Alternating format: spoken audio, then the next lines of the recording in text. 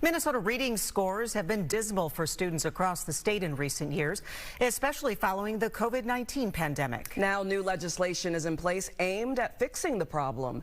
Fox 9's Mary McGuire joins us live from Edina to explain what the goal of the READ Act is. Mary. Well, BC, less than half of Minnesota children can read at their grade level. That's according to numbers from the Minnesota Department of Education released last year. But now new legislation is in place aimed at changing that with a unified approach to reading.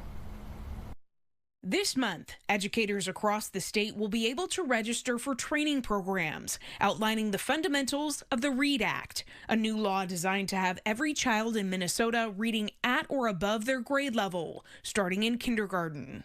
And I learned to read by tapping the sound.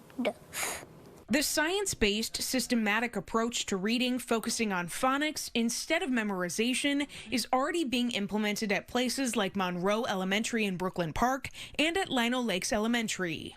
We know that kids don't learn to read just because they open a book. Forest Lake Superintendent Dr. Steve Massey says they've already rolled out the program and they're seeing success, setting their kids up to achieve in both elementary school and beyond. It is the gateway to learning. Frankly, it is the gateway to academic success. In the past, public school districts were able to decide their own curriculums, but this legislation outlines one best practice. It sets aside $70 million for both the training and implementation.